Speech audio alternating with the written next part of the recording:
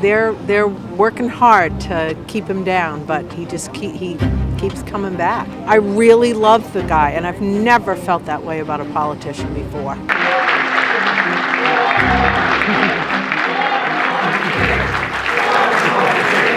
I'm thinking that there's too much chaos involved with everything.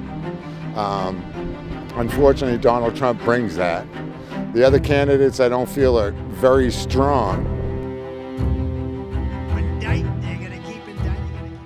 I think it's possible that Trump can be stopped. I did my own polling through 2022, and I really believe that his support within the Republican Party is around 30 or 35% of Republicans and Republican-leaning independents.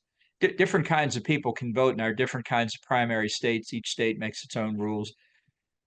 Trump's support went up in 2023 largely because of the 4 criminal indictments, which many people thought were unfair, and a variety of other reasons. But that is a kind of tribal knee-jerk reaction when the former president is attacked. I think the polls that you're seeing now in Iowa and New Hampshire, and we'll obviously know the 15th in Iowa and the 23rd in New Hampshire, where this comes out. But Trump's support is trending back towards around 40%, and I think may go down a little bit more to get back to that 30 to 35% range. These are 2 states that I'm sure you know pay particular attention because of their role as early caucus and primary states. So the people are very well informed, and uh, subject to empirical verification in the next 2 weeks, DeSantis could emerge from Iowa stronger than people think. He's based his campaign on coming close to Trump in Iowa. May happen, may not.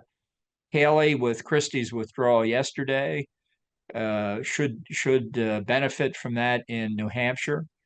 And it could be that even if Trump wins in both Iowa and New Hampshire, he is damaged enough that people come off the sidelines and say it's not inevitable. Um, it's people have won in New Hampshire and still been defeated for the nomination. This is a very difficult course, however, and a lot of ifs have to come together for it to happen. But it is possible, and if everything lines up, then we could see a competitive race. If you had to bet $1 right now, you'd bet Trump gets the nomination, but it's not certain. And do you think if he gets the nomination, it will be a landslide, or do you suspect it might be a more competitive race than what people imagine? I'm afraid Trump could win. I mean, I'm not going to vote for either Trump or Biden if those are the nominees. I didn't in 2020, and I won't this time either. But there's a line of analysis that says in 2016 and 2020, and quite likely in 2024, there's a group of voters who don't like either candidate. And 2024 is the biggest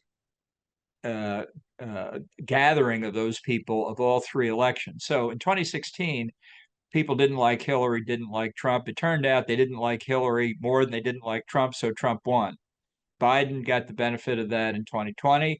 And sitting here now, 10 months before the election, nobody knows who will be the most unpopular, the more unpopular of those 2, and therefore what the other person, who would be the victor.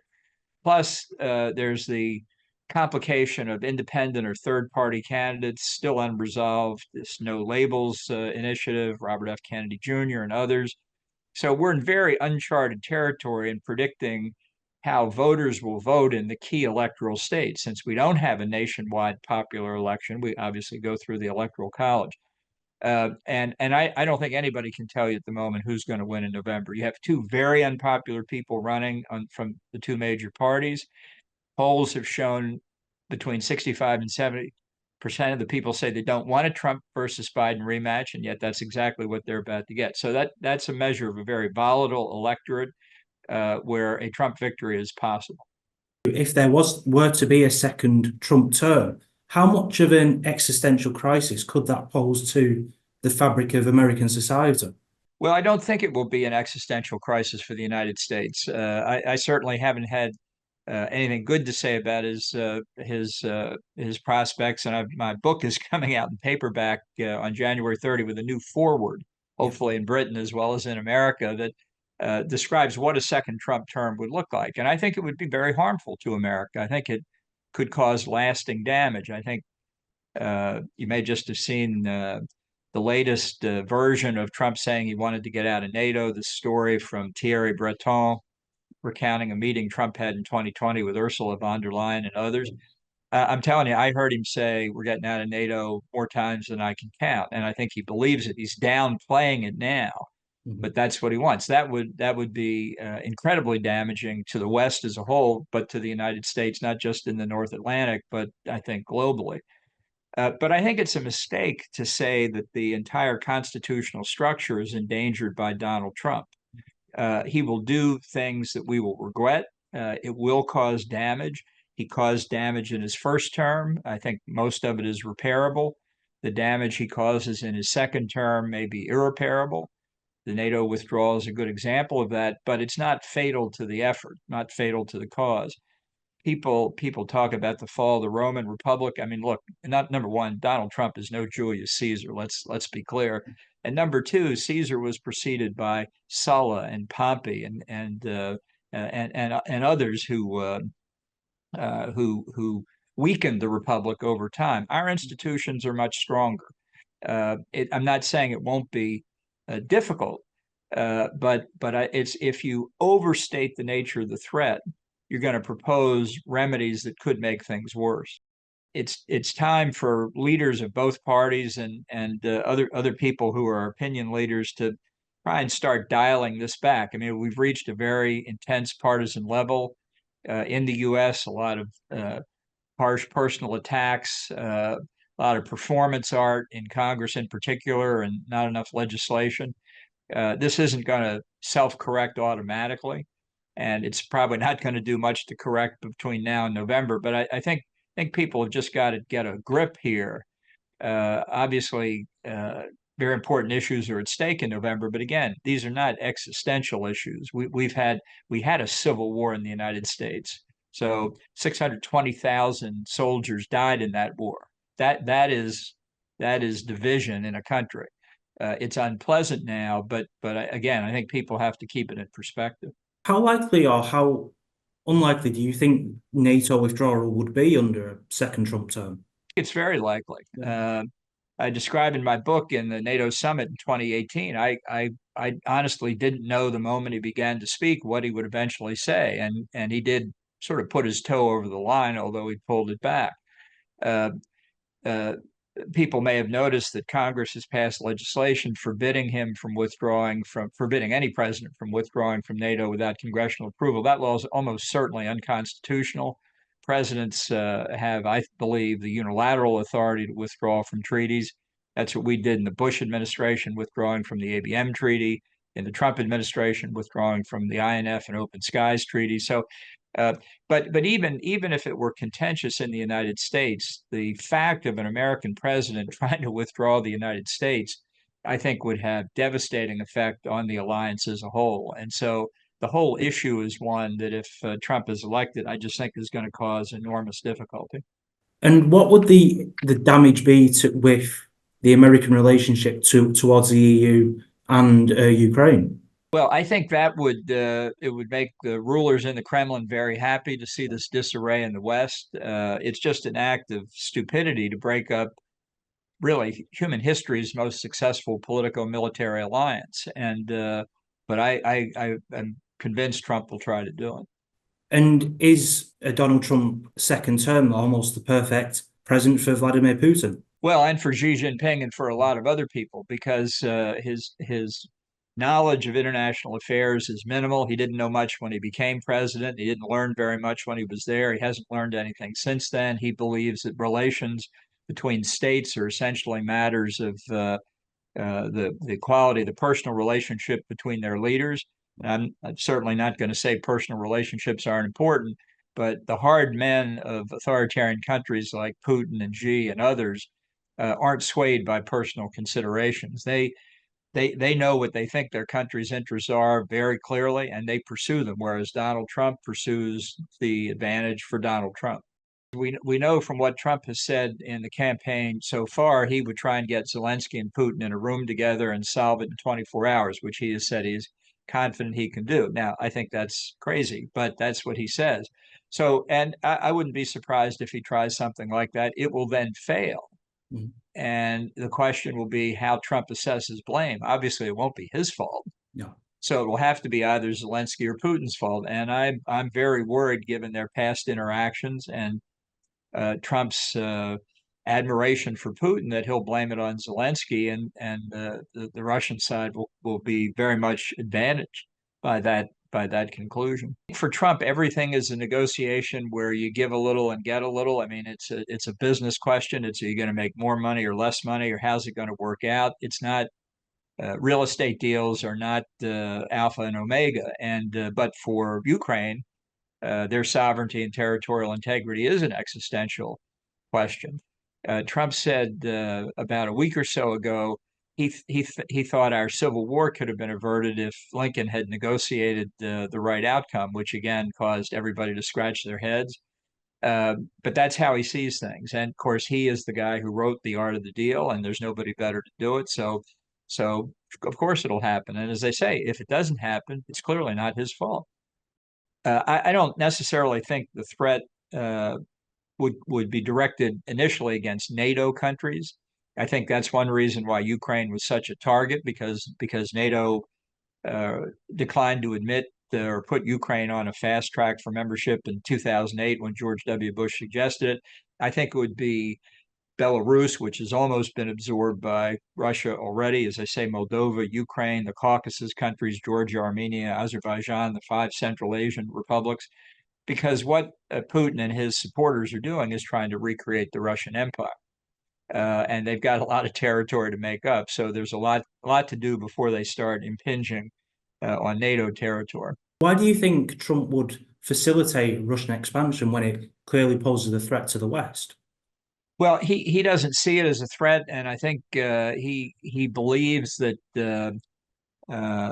it's really Russian anyway. I mean, he's talked to people at the Mar-a-Lago Club or something who say, in Ukraine they speak Russian. Well, some people speak Russian, some speak Ukrainian, some speak both. Ask the Ukrainians what they think they are. It's the same problem for Taiwan. Mm-hmm. I mean, you can say, well, come on, they're Chinese, they speak Chinese, but you ask the Taiwanese people, how do you self-identify? And those who identify as Taiwanese over 30 years of surveys has gone from like 16% to 63%. The number who identify as Chinese has gone from 25% to 3%.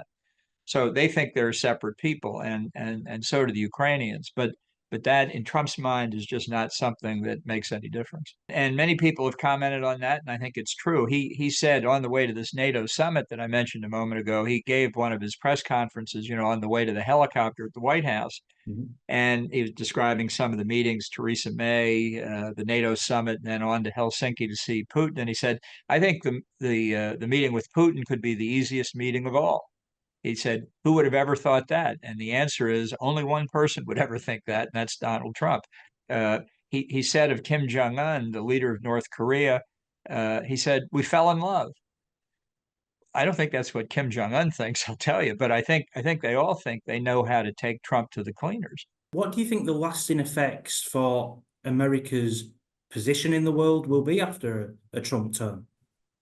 Well, I'm very afraid that it will weaken not just the United States, but the West as a whole. And I mean the larger West, including South Korea, Japan, Taiwan, Singapore, Australia, New Zealand. I mean the whole global West, because he could well cut defense spending in a second term. I think a lot of people are going to be disappointed in what they think Trump will do in a second term, where he's free of any electoral constraints. By definition, he can't run for another term, so he doesn't have to worry about the political consequences. And he believes the United States has been so disadvantaged by bad trade deals with the EU, with Japan, with Korea over the years, that if there were less trade, it wouldn't matter to him. He doesn't see many of these disputes that we know that would arise as being central to American interest. He doesn't know much about it, and he doesn't care much about it.